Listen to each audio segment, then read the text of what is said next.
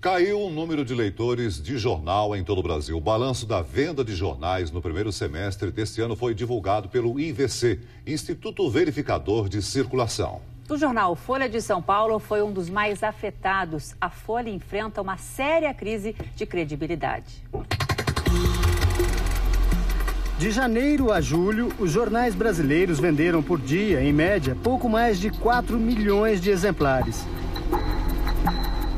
Uma quantidade 4,8% menor se comparada ao mesmo período do ano passado. Na Folha de São Paulo, a queda foi ainda maior. O jornal vendeu 7% menos no primeiro semestre. A Associação Nacional de Jornais atribuiu a queda à crise econômica mundial. Mas, no caso da Folha, os números podem refletir também a falta de credibilidade. O jornal foi obrigado a dar explicações constantes nos últimos meses, depois de publicar informações que geraram muita polêmica. Caso do editorial em que a Folha classificou de branda a ditadura brasileira. –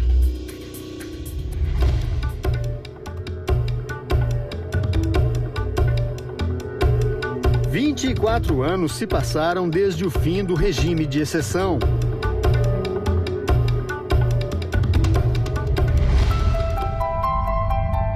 Mas o tempo não apagou as lembranças dolorosas de quem sofreu nos porões da ditadura. A roda que era você ficar como uma peteca apanhando o tempo todo, um te dá um tabefe, outro um soco inglês, outro um cacetete, o outro te joga no chão, outro te dá rasteira, outro te cospe na cara, era tudo isso aí. Ieda é professora, foi presa no Rio de Janeiro em 1970 por fazer parte de um grupo de resistência armada. Eles me colocaram na frente de vários companheiros que eu não sabia que tinham sido presos e que estavam absolutamente desfigurados. Eu quase que não reconheci os que estavam lá. Eram 5 homens e todos eles com o rosto sangrando, o olho para fora, com dentes quebrados, totalmente sujos, cheirando mal. Como Ieda, 30 mil pessoas foram torturadas no regime militar brasileiro. 500 morreram nos porões da ditadura. Alípio foi líder de um dos principais movimentos contra a ditadura. Foi preso em 1969. E eles enfiavam comigo os polos dentro dos 2 ouvidos e ligavam na televisão, que é para mais de 1.200 volts. A sensação que você tem é que seus olhos giram dentro da órbita e a tua língua enrola, você tem medo de sufocar, óbvio. E depois eles passavam aquilo no corpo da gente, todas as vezes a gente via fagulhas saindo do corpo. Assim como acontecia com a maioria dos presos políticos, Alípio foi trazido para a sede da Polícia do Exército, que funcionava nessa rua, no bairro Paraíso, em São Paulo. O prédio não existe mais, mas foi aqui, atrás destes muros, que ele e tantos outros membros da resistência conheceram o lado mais agressivo e obscuro da ditadura. E amarram, lhe põem nas posições mais bizarras, né? E lhe batem de todo jeito, né? Soco, tapa, pontapé, barra de ferro, paulada, lona molhada. Ieda foi obrigada a abandonar a família, inclusive o filho, que na época tinha apenas 1 ano de vida. Eu quis pegar meu filho, mas meus pais me aconselharam, não vá com ele, porque se morrer, morre um só. Pelo menos a vida dele a gente vai tentar salvar. Alípio ficou 5 anos preso. Ieda e outros 39 presos políticos foram libertados em troca do embaixador da Alemanha, sequestrado em 1970. Os 40 militantes brasileiros foram banidos do país e levados para a Argélia. Na ocasião, o jornal Folha de São Paulo usou um editorial para parabenizar a ditadura por trocar os prisioneiros brasileiros pelo embaixador alemão. Era realmente um momento difícil, mas teve gente que não teve medo de mostrar a cara. Teve gente que lutou, teve gente que se sentiu brasileiro até a última gota de sangue, né? Enquanto que a imprensa, que tinha a obrigação de denunciar os crimes que se faziam nesse país, se calava. Francisco Lúcio França é advogado e integrante do grupo Tortura Nunca Mais, de São Paulo. Ele estudou a participação da imprensa durante o regime militar, principalmente as reportagens publicadas nos jornais do Grupo Folha, e descobriu que o jornal classificava quem resistia à ditadura de terrorista, além de compactuar com o regime de exceção. O destaque que era dado para a Folha da Tarde era um destaque totalmente dirigido e policialesco. Aqui, ó, família planejava explodir quartéis. Aqui outro, ó, grupo terrorista caçado em casa. Outra manchete. Ó, grupo terrorista foi caçado a bala. Então, quer dizer, os tratamentos que eram dados e as manchetes essas pessoas eram tidas como bandidos, né?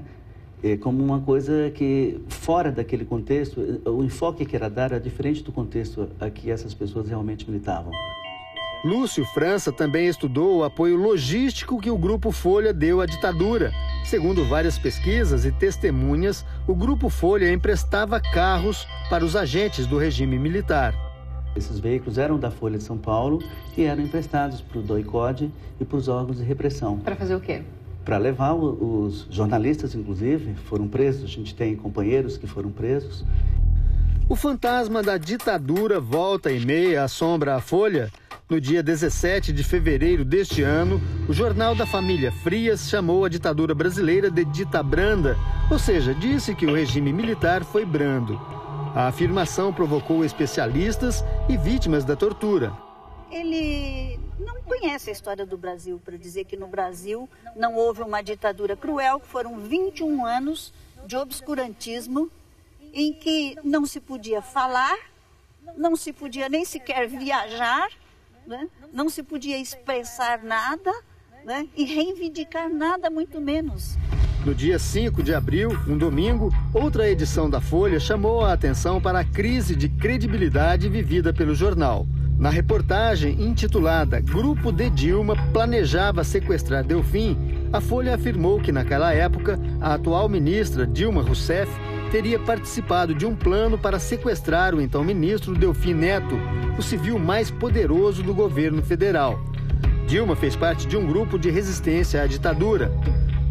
Entrevistada pela Folha, Dilma negou categoricamente a informação. A fonte da informação polêmica foi o jornalista Antônio Roberto Espinosa.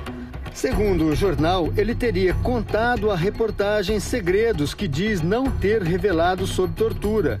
Os 5, ele, Dilma e outros 3 dirigentes da vanguarda popular revolucionária sabiam, disse Espinosa, no primeiro relato que aponta o envolvimento de Dilma. Ao ler a reportagem, Antônio Espinosa levou um susto. Não era o grupo da Dilma, não é quadrilha. Quadrilha é a Folha, é o comportamento da Folha. Quem tem um comportamento golpista é a Folha, que por baixo do pano oferecia os seus carros para que companheiros fossem torturados, que apoiavam um regime criminoso. E ela sim teve comportamento de quadrilha. Aí dizer, o grupo da Dilma é como se a Dilma tivesse uma quadrilha. É falso. Era uma organização política que lutava pela liberdade. Para ele, a Folha mentiu e manipulou a entrevista. Arbitrária, distorcida, falsa, mentirosa, covarde. O senhor nunca falou que a Dilma realmente sabia e... Não, eu dei uma entrevista para uma repórter da Folha sobre a história da organização político-militar a que eu pertencia, que é a VAR Palmares, e a Dilma também pertencia a essa organização. Ela até perguntou se a Dilma participou. Eu falei, não, eu era o comandante militar. Espinosa enviou uma carta à Folha. Só depois de muita insistência conseguiu que a opinião dele fosse publicada no jornal. Lamento que o maior jornal brasileiro use a fonoportagem, o lamentável e preguiçoso vício da investigação por telefone. A Folha respondeu às acusações. disse que a reportagem não afirmou que Dilma planejou o sequestro de Delfim Neto. Disse ainda que todas as declarações do jornalista Espinosa estão gravadas, mas não divulgou em momento algum o conteúdo das gravações. Semanas depois, o jornal assumiu mais uma vez que publicou uma reportagem com informações não confirmadas. Segundo a própria Folha, a ficha da ministra Dilma, publicada pelo jornal no dia 5 de abril, era um arquivo recebido por e-mail. A Folha tratou como autêntico o documento recebido por e-mail com lista de ações armadas atribuídas à ministra da Casa Civil. O primeiro erro foi afirmar na primeira página que a origem da ficha era o arquivo do DOPS.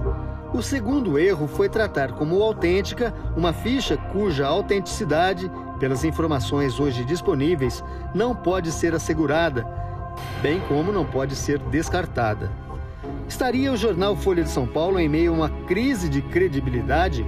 A resposta pode estar na queda da venda de jornais. O IVC, Instituto Verificador de Circulação, mostra que em dezembro de 98, a Folha de São Paulo publicava 513 mil exemplares por dia em média. Em 2008, a tiragem diária desabou para 299 mil exemplares, uma queda de 41%. Em 2009, a queda continua. Segundo o IVC, abril foi o pior mês do ano para a Folha. A circulação média diária caiu 10,84%.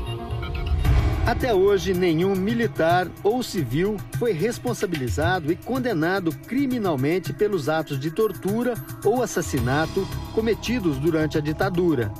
Se você esconde, se você protege, se você premia aqueles que praticaram os mais graves crimes no passado, você está dando um recado de que vale a pena praticá-los também no futuro. Então é preciso romper esse ciclo vicioso da história brasileira de sempre premiar, prestigiar e beneficiar aqueles agentes estatais que agiram de forma contrária aos interesses da sociedade. A tortura é uma coisa intolerável. Nada justifica a tortura. Uma sociedade que tortura ou que valida isso está no mínimo doente. Ieda passou 10 anos no exílio, longe da família e do filho que deixou no Brasil com apenas 1 ano de vida. Ela só voltou a ver o filho quando ele tinha 11 anos de idade.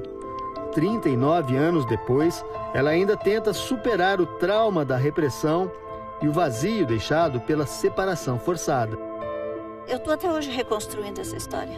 Ele tem 40 anos hoje, é pai de 2 filhos, tem 2 netos maravilhosos. Mas essa história até hoje está sendo reconstruída por nós dois.